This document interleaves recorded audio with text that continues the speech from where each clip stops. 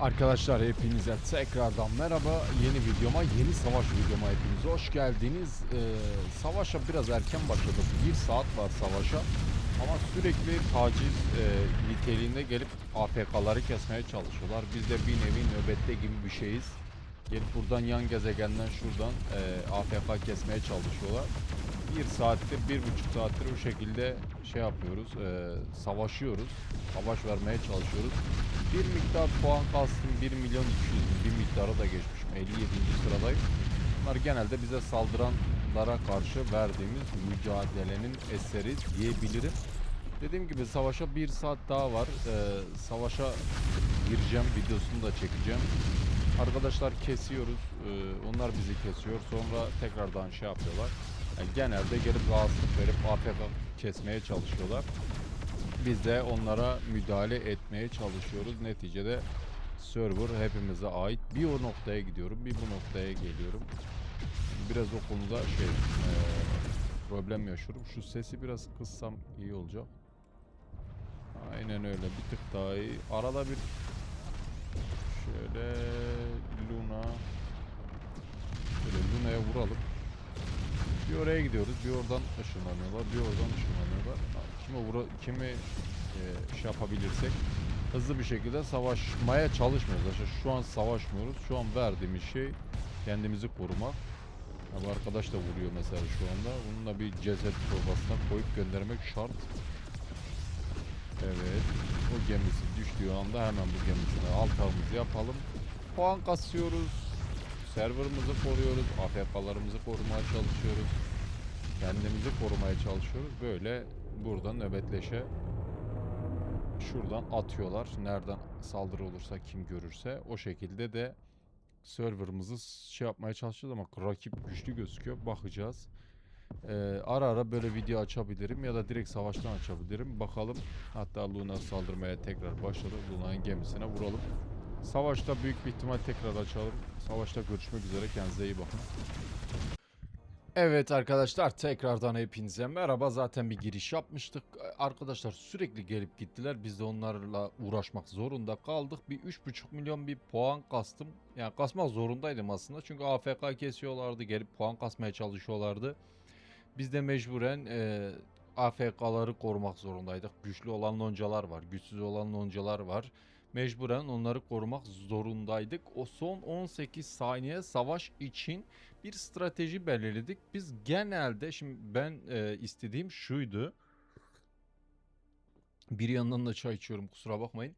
İstediğim şuydu, her loncanın bir görevi olması gerekiyor. Özellikle 2 tane büyük ya da 3 büyük lonca varsa biz 3 büyük loncadan biri değiliz ama mecburen şeydeyiz. Garnizonları tutmak zorundayız. Başka bir şeyi tutmak zorundayız. Ben de lonca olarak konuştuk. Görev olarak bu yanda rally açılacak. Bu rallileri kesmekle görevli olalım. Çünkü biz çok büyük bir lonca değiliz. Biz ortada gelen gideni kesmek zorundayız. Rally açılırsa rallileri kesmek zorundayız. Yani böyle bir görev olarak bir şey belirledik kendimize. Şimdi savunma garnizonu, saldırı garnizonu. Şimdi buraya bir akın düzenleyebilir miyiz? Düzenleriz. Neden düzenlemeyelim? Aslında rakip taraf şu an gözükmüyor. Garip bir şekilde şöyle bir savunma garnizonuna bir gemi koyacak yerimiz yok zaten. Mecburen bir akın düzenlenecekse biz de o akına destek çıkacağız. Evet. Şöyle bir bakalım, küçük bir problem mi var? Şöyle bir ses geldi. Bu sese bakıp hemen dönüyorum. Arkadaşlar düşmanımız yok. Şu anda düşman gözükmüyor. Karnas'ta bir gemim var. Diğer aşağı savunma garnizonu da terk ettiler. Kutularını mı kasıp gittiler? Puan mı kasmak istemiyorlar? Şu an hiçbir şey anlamadık. Şu an bekliyoruz. Kulelere saldırın. Tam kulelere saldır. Kule kalmadı ki. Kule yok. Bütün kuleler elimizde. Düşmandan bir Allah'ın kulu yok. Garip bir şekilde. Şöyle bir bu çıkma ışınlanma noktalarına bakacağım. Burada tekli puan kasıyorlar. Ben çok burayı anlamadım. Düşmanın kendisi yok ortada. Şunu bir şey yapalım. Bir gruba, bölgeye atalım. Bölgeye paylaş diyelim. Çözemedik. Hiç yok. Yani gelen de bu şekilde tekli saldırıyor. Çözemedim. Ben tek gemi, iki gemi orada bırakacağım. Tek gemiyle saldırılara karşı çıkacağız. Yani güçlü loncalar da vardı karşıda. T7'ler çoktu ama kimse yok şu anda. Biraz garip bir durumun içindeyim. İlk defa ben de böyle bir şeye karşılaştım. İlk defa savunan taraftayız da. Daha önce hep saldıran taraftaydık. Yani bakacağız ne olup ne biteceğini. Ben de şu anda şaşkın olduğum için emin değilim. Şu anda hiçbir düşman gözükmüyor. Hiçbir ne Harnas'a saldırı var ne garnizonlara saldırı var. Garip bir şekilde düşman herhalde savaşa gelmedi. Yani ben öyle düşünüyorum. Çünkü başka bir açıklaması yok ya da gelecekler. Düşman yok şu anda. Tekli puan kasan arkadaşlar var. Biz de AFK'ları kesmesin diye onlara vuruyoruz. Bakalım düşman gelirse videoya devam edelim. Gelmese sebebini öğrenir. Tekrardan videoya devam ederim. Şu anda düşman olmadığı için size ekstra bir şey izletmeyeyim. Zaten 6 dakika oldu. Bir düşman gelirse hemen tekrar döneceğim. Arkadaşlar nasıl söylesem bilemedim ya. Bu benim de başıma ilk defa geliyor. Tekli gelip savaşıyorlar. Problem yok. Zaten tekli de çok kişi gelmiyor da güçleri de çok yok. Ama bizim sunucumuz ölü diyor. Serverımız ölü diyor. Hatta şöyle bir arkadaş evet öldük üzgünüm senin gibi bir canlı sunucu bile hazırlık aşamasını kazanamaz. Ne kadar üzücü. Ya hazırlık aşamasında çok güzel kazandılar. Ama savaşta kimse yok. Şu an garip bir şekilde hazırlık aşamasını bizi geçtiler. Puan olarak hatta size şöyle göstereyim. Yani bize ölü sunucu diye laf atmaya çalışmış da savaşta yoksunuz. Mesela CM'ye 121 milyon adam ortalıkta yok. Ondan sonra burada 87 milyonluk yine bir arkadaş var. Burada 86 milyonluk bir arkadaş var. Burada 98 milyonluk. Biz güçlüler bizi çok sıkıştırırlar. Hatta bizi yenerler diye düşünüyorduk. 110 milyonluk bir arkadaş. LMO loncasından birkaç kişi var. Nav loncası var 107 milyon. Yani güçleri çok fazla gözüküyor. Yani ben açık konuşayım bizim içimizden geçerler diye düşünüyordum. Hani yenilgiye hazırlanmıştım. Maalesef bir insan evladını şu anda bulamıyoruz. Neden bulamıyoruz? Niye gelmediler? Problem ne? Neden savaşmak istemiyorlar? Bu konuda bir fikrim yok. Bu konuda bizim Lonca'nın da bir fikri yok. Yani ölü gibi bir Lonca'yız demiş de ölü değiller. Evet öldük üzgünüm. Sen gibi bir canlı sunucu bile hazırlık aşamasını kazanamaz. Ne kadar üzücü demiş de yani savaşta yoklar. Hazırlık aşamasında varlardı. Çok da güzel puan tuttular. Böyle kişi bazlı geliyorlar. Tek kişi puan kasmaya çalışıyoruz. Ben yine puanımı kasarım. 4 milyon puan kastım. 1000 kişi aynı anda birine vurunca sıkıntı da anlayamıyoruz. Arkadaşlar da ortalıkta yok. Neden gelmediler? Bunun bir cevabı da yok. Biri gelip de işte biz şundan dolayı gelmedik. Bu sebepten dolayı gelmeyeceğiz diyen de yok. Yani garip bir şeyin içerisindeyiz. Anlayamadım, çözemedim de oyuna yatırılan para miktarı yerine yetenek ve takım çalışması söz konusu olduğunda kazanacağız demişler. Ya mesele takım çalışması, mesele zevk almak, yani mesele başka şeyler. Ya para istediğiniz kadar yatırın. Yani düzgün bir takımınız olmadığı sürece yenemezsiniz, kazanamazsınız. Hiçbir şey yani bir şey başaramazsınız bu oyunda. Bunu öğrendik. Yok arkadaşlar gelmiyorlar. Bekliyoruz kapılarda. Gözlerimiz kapıda kaldı. Bir kişi var, iki kişi var. O da AFK'lara vurup puan kasmaya çalışan arkadaşlar.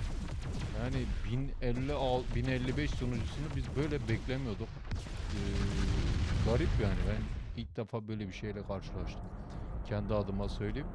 Yani savaşa gelmeyin daha önce duymamıştım inanın ki. Gemileri burada bırakıyoruz ama hani bırakmanın da bir anlamı yok. Yüksek seviyedeki arkadaşlar da yok. Şöyle bir puan sıralamasına bakarsanız bizimkiler bu arkadaş gelmiş biraz puan kasmış evet. Lemo yine gelmiş. SimCity gelmiş. Hiç bu aralar gözükmüyor bile. Garip bir savaşın içerisindeyiz. Çözemedim de.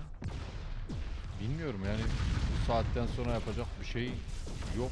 Bekleyeceğiz mecburen. Arkadaşlar gelirse gelir, gelmezse kutularımızı açarız. Kutuları açtıktan sonra savaş videosunu bitiririz. Biraz daha bekleyeceğim ben. Video bu şekilde bitirmek istemiyorum. En azından bir savaş görseydim. Keşke oradan oraya gidip geliyoruz. Başka bir şey yaptığımız yok. Keşke birilerini görseydik. Keşke biraz savaşsaydık. İyi de hazırlanmıştık. Hani plan yapmıştık. Ama arkadaşlar gelmeyecek gibiler. Ya da belki sonradan gelip işte biz kazanabiliriz diye son yarım saat gelip bizi işgal de edebilirler. O yüzden her türlü ihtimale karşı bekleyeceğiz. Her türlü ihtimale karşı gemilerimi garnizona yükleyeceğim. Bekleyeceğim, yani yapacak bir şeyim yok. Tekli puan kasmak evet zevkli ama nereye kadar sıkıntı. Bir oraya bir oraya gidiyoruz. Şöyle bir gemimizi bırakalım. Dolmuş burası da. Bekleyeceğiz. Tekli puan kasmaya çalışacağım. Ödüller için. Neden? Çünkü dediğim gibi güzel ödüller var. Şöyle şurada zaten kutularımın hepsini açmışım. Hazırlık aşamasında hiçbir şey yapamadık. Bunu da söylemiştim zaten, biz lonca olarak bir şey yapamayacağız. Çünkü GVG, ondan sonra SVS ikisi çok fazla. Yani birikiminizi benim gibi birikim de yapamazsınız. Bir şey de yükleyemezsiniz. Hatta şu anda yani elimde çok bir şey yok. Yani sandıkları açıyorum tamam da çok bir malzeme materyalim de yok. Hani şu anda sadece bir hızlandırmam var. Yani 507 tane prizmatik çekirdek zar zor biriktirmişim. Ben bunun 15.000 16.000 olduğunu biliyordum. Öyle bir problem yaşıyoruz. Bir bakalım. Şimdilik savaş gözükmüyor. Şimdilik bekliyoruz. Dediğim gibi bakalım savaşın sonunda yani gelmezlerse savaşın sonunda tekrar videoya giriş yaparım. Sandıklarımızı açarız. Bu konu hakkında biraz konuşurum ve bitiş yaparız diye ümit ediyorum. Bakacağız, göreceğiz. Şimdilik bu kadar. Devamı olursa devam 2 olacak. Devamında görüşürüz. Evet arkadaşlar, maalesef gelen giden olmadı. Tekli puan kasmaya geliyorlar. Savaşa gelmediler. Normalde ilk ondaydım. Ama gelip tekli puan kastıkları için ara ara ve sürekli de aktif bir şekilde bakamadığım için 13. sıraya gerilemişim. İlk ona geri dönerim diye düşünüyorum. Umarım. Şöyle bir sandıkları açalım. Zaten sandıkları görmüştünüz. Sıkıcıydı aslında. Neden sıkıcıydı? Şimdi Lonca'dakilerle değildi. Diğer Lonca'daki arkadaşlarla, Iron'da bir arkadaş var özellikle İspanyol. Onunla tartıştık bu konuyu. Adam diyor ki diyor puanları aldılar diyor, 46-13 diyor, zekilik yaptılar diyor, niye savaşa gelsinler. Arkadaşlar bu savaş oyunu ya, uzay savaşı oyunu bu puan kasma değil, Barbie giydirmece değil bunlar ya. Ya gerçekten insan hayret ediyor şunları görünce. Bu hangi kafayla bunlar şey yapıyor ben bilmiyorum ya. Hangi kafayla bu oyunu oynuyorsunuz? Hangi kafayla o şeyde oyunda yaşıyorsunuz anlamıyorum. Nerede o arkadaş? Neyse fark etmiyor. Iron loncasına yani demir loncasından bir arkadaş diyor ki neden diyor şey diyor akıllılık ettiler diyor, puanlarını kastılar diyor, gelmemeleri mantıklı diyor. Şöyle şunu da çifte galibiyet serisinden de alalım da. Gelmemeleri çok mantıklı. Niyeymiş arkadaşım? Çünkü bak kazanan 1048 diyor. Bak kazanan 1048. Adam geliyor şuraya bir bakıyor. Abi diyor 13'e 46 diyor, akşam puan kasmışlar diyor. Bak puan kasmamışlar arkadaşlar. Bu sıralama şey puanı. Bu gün gün alınan puanlar. Bunlar da nasıl alınıyor? Bakın 9'a 4. Bunlar MVP, yani şurada günün etkinlik puanlarında en yüksek puan atan loncalar ve MVP'si. Mesela dördüncü gün en çok 165 milyonla karşı sunucu puan atmış. Artı MVP orada oldukları için 5 artı 2'den 7 puan buradan almışlar. 2 puan puan katkısı sağlayan rekorunu sağlayan ticaret loncasından gelmiş. Yani bir lonca çok fazla yüklenmiş 100 milyonla. 165 milyon 100 milyonu bir lonca çıkarmış yani. Ne yaptı? 9 puan yaptı. Şuradan da biz 3 artı 1 almışız. Çünkü MVP de bizde, en çok felaket gemisi hasarı da bizde olduğu için 2 milyardan fazla. 2 milyar daha fazla olduğu için biz buradan 4'e 9 bir puan almışız. Mesela burada 12'ye 1 bir puan. Neden? Hem ticaret loncasında 70 milyon hasar atmış, hem felaket geliyor da 33 milyar hasar atmış, hem 129 milyonla MVP olmuşlar. Burada da mesela 12'ye 1 yenilmişiz. Bunların toplamını topladığınızda 46'ya 13 yapıyor. Bu genel puanlar. Buna bakmayın, bu şuradaki genel puanlar. Mesela burada ben sıralamaya bile giremedim. Birinci kimmiş? Bizim VRT loncasından da aynen. VRT Pax'tı. Pax birinci. SM, CM'ye Cem Yılmaz herhalde bu ikinci. Art üçüncü olmuş. Şurada da ödülleri zaten gözüküyor. Bağlantı zayıf dedi. Niye böyle yaptı? Onu anlamışım. Neyse bir döneyim tekrardan. Şöyle hızlı bir şekilde 5 milyon puan yaptım. 13. sıradayım. Normalde 9'daydım. Ama şu iki arkadaş gelip beni, yok bunlar değil. Şu iki arkadaştı. Hatta yok ya, yukarı çıkan var mı? Vardır büyük bir ihtimal ya. Gelip geçen oldu yani. İki arkadaş özellikle gelip beni geçti. Mesela bakın puanı zaten çok yakın. Puan çok yakın. Puan çok yakın. E, Ben ilk onda olmak istiyorum. Çünkü 220, 300 ve 300 cesaret parası, 220 prizmatik çekirdek ve görünüm zaten aynı görünüm. Almak istediğim için mecburen ilk ona girmek zorundayım. Maalesef savaşla ilgili bir şey söyleyemeyeceğim. Çünkü dediğim gibi adamlar gelmedi savaşa. AFK'yız diyor.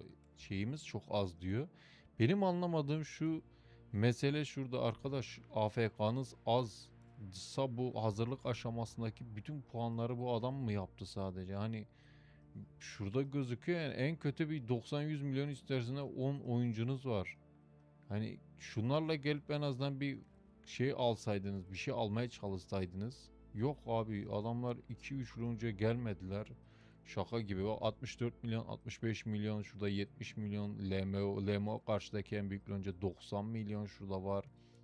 79 milyon, 70 milyon, 70 milyon. Hani dediğim gibi yani şu arkadaşlar neden hiç gelmediler? Yani bu sadece puan kasmaya geldi. 2-3 tane loncaya vurdu gitti. Hayret ettim. Ya 65 milyon, yani bunlar çok berbat şeyler değil. Puanlar değil. Bu bizdenmiş gerçi de. Çok berbat puanlar değil ama gelmediler. Şaka gibi gerçekten. Diyecek bir şeyim yok yani 1055 bitiyiz falan diyorlar da. Ya bitiklikle ilgili değil bu mesele ya. Bu savaş alanına gelmekle, yani o şeyler de bizim sunucudaki arkadaşlarla bunu tartıştım. Yok diyor, puanını aldı diyor, gelmemesi en mantıklısı. Arkadaş bu bir savaş oyunu. 5 gün puan topluyorsun. Pazar günü bir şey yapmıyorsun zaten. Cumartesi günü 3 savaş üst üste biniyor. Hani yani mantıklı olan şey değil ki. Savaşmamak değil ki. Savaş oyunu oynamayacaksan git başka bir oyun oyna arkadaş. Ya puan toplama oyunu oyna git. Ben Metin 2'ciyim. Ben Metin 2 ile büyüdüm. Night oyunundan Metin 2, bu oyunları biliyorum. Silk Road Online ya. Git Metin 2 oyna, farm hesabı kas arkadaş, puan kasmak istiyorsan. Yani bu savaş oyunu, burada savaşılır. Benim bildiğim bu böyle. Bu arkadaşlar nereden gelmişler emin değilim. İspanyoluz diyor da. İspanya ile ilgili bir şey değil. Yani şurada kapının önünde şeyi bekliyoruz. Bildiğiniz adamların ışınlanmasını da işte arada 2-3 puan alabilirsek onları bekliyoruz. Yani dünyanın en saçma olayı, adamlar savaşa gelmedi. Hiç gelmedi. Bir kişi, iki kişi, üç kişi. Bu da beni inanılmaz sinirlendirdi. Çünkü yani haftanın 4 günü 5 günü işte stresle bir şey yapıyorsunuz, puan kasmaya çalışıyorsunuz, bir şeyler yapmaya çalışıyorsunuz sunucu için diyorsunuz. Tamam oyun, evet, abartma diyeniz olacaktır. Ona bir şey diyemem. Mesele oyun olup olmaması değil. Mesele yani ben zevk alıyorum şurada savaştığım zaman. O da yok. Onu da bitirdi arkadaşlar sağ olsun. Yani diyecek hiçbir şeyim yok. 1056'dan 1055 pardon. 1055'ten beklemezdim. Yani hiç gelmemelerini beklemezdim. Yani güçlüler de gelmedi, zayıflar da gelmedi. Ya çok söylenecek bir şey yok ya. Savunacak bir tarafı da yok bana kalırsa. Şurada kapının önünde bekliyoruz. Yani bir şarkı var. Kapının önünde bekliyorum. Bekliyorum, telefonun önünde bekliyorum. Çalmayacak biliyorum. Bizimki de aynı hesap. Kapıdan bekleyeceğiz. 13. sıramızı kaptırdık. Geri 9. sıraya, 10. sıraya yerleşebilirsek ne mutlu bize. En azından güzel bir ödül alırız. Diyeceklerim bu kadar. Hani ekstra bir şey ekleyemiyorum. 20 dakika oldu da bomboş, yani savaşmadık, bir şey yapmadık. Sadece çıkan adamlara vurduk. Şurada da görüyorsunuz zaten, bir kişi iki kişi değil. Yani zar zor puan kasabildik. Yine zar zor puana göre 5 milyon çok kötü bir puan değil ama dediğim gibi gelen adamı kestik. Hani ben bir zevk almadım.